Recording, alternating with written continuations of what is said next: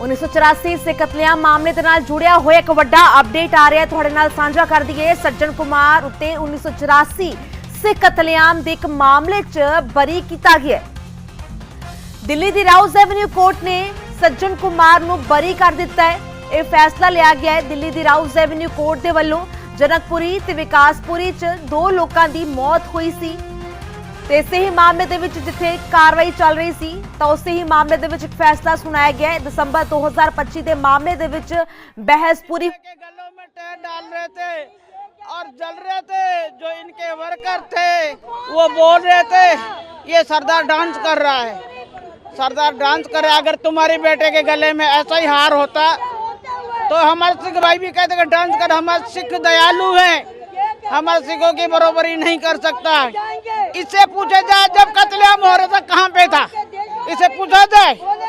इसके ने बहुत हमारे साथ बेइंसाफ किया।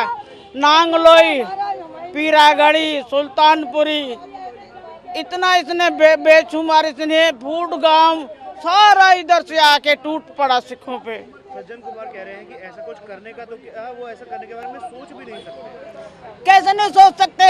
ये क्या था, उधर का एमएलए था, इसके हाथ में सब कुछ था और इसने उत्साह दिलाया था। लोग जहां तहां से आ गए थे मारने के लिए। और जो 407 गाड़ी है टाटा हुआ भर के आए थे।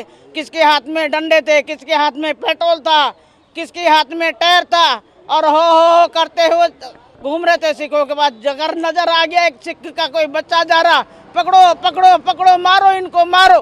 क्यों? ऐसा किसने क्या किया था? हमारे साथ में तो इन्होंने जुल्म ही किया ना। और आज तक हम उसी 84 को लेके आज तक हम गली गली में ये समझ लो कि भटक ही रहे। इंसाफ हमें सरकार ने क्यों नहीं दिया? इंसाफ के लिए तरसना, पर ये इंसाफ होता है जो कत्ल करे और उसको बरी कर दो? ये इंसाफ है? बेइंसाफ है। हमें कोई इंसाफ नहीं मिला, नहीं हम आगे जाएंगे। और इसको दो तो फिर आप फांसी दो, इसके अधिकार नहीं जीने का बिल्कुल नहीं है। आज तक हमारा बच्चा था जब साल का, आज हमारा बच्चा 40 साल है, 45 साल का हो सकता है। वो कहता है ऐसा क्या हुआ? अरे बच्चे आप नहीं जानते, हम जानते। 3 दिन और 3 रातें इनका दाना नहीं देखा। बच्चे लेके घर से निकले थे बाहर, घर को तबाह कर दिया। घर के एक ईंट नजर नहीं आई कि हम कहीं रह भी सकेंगे। सरकार देख सकते हो, कानूनी में इंक्वायरी कर सकते हो, उनके बच्चों से पूछ सकते हो। बिना पूछे भी आपने उसको बरी कर दिया। बहुत गलत किया है। हमारी जख्मों पे नमक छिड़क दिया है। हम छोड़ेंगे नहीं, हम आगे जाएंगे। ये झूठ बोलता है, बहुत झूठ बोलता है। अभी यह झूठ में कांग्रेस राज था। इसने कब तक भी इसने अध्यक्ष से इसने इस्तीफा नहीं दिया, चलाता रहा, अपना काम करता रहा, विधेयक बना रहा। जब जाके बीजेपी सरकार आई, कुछ उसने भी सोचा कि ऐसे नहीं हो सकता। इंक्वायरी करी, जब माताओं से पूछा, उनके बच्चों से पूछा। जब गुनाहगार था जेल में, बिना कोई गुनाहगार बैठ नहीं सकता। ये गुनाहगार है, कातिल है, खूनी है। हमारा सारे घर इसने उजाड़े हैं।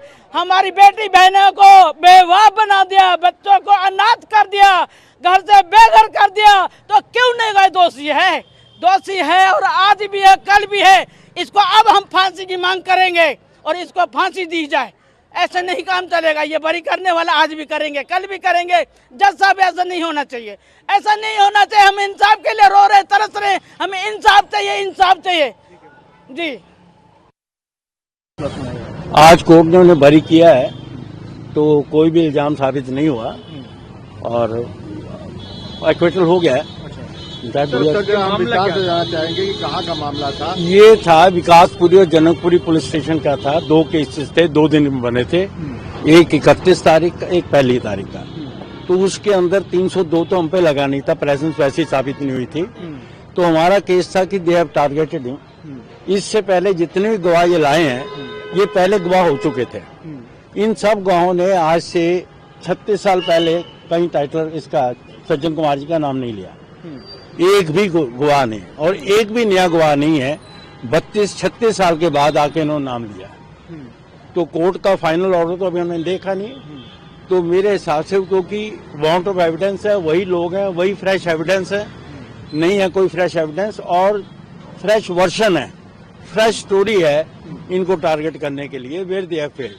तो we are thankful to the judiciary for having acquitted. Sir, इसमें सज्जन कुमार अकेले आरोपी थे या उनके साथ कोई सह आरोपी भी थे? सज्जन कुमार अकेले आरोपी थे इसके अंदर। ये एसआईटी ने किया था, 2016 के अंदर रजिस्ट्रेशन हुआ था, 5 केस रजिस्ट्रेशन हुए थे, जिनमें से ये एक केस था। तो 2016 से पहले हमारा कहीं भी इन्वॉल्वमेंट नहीं।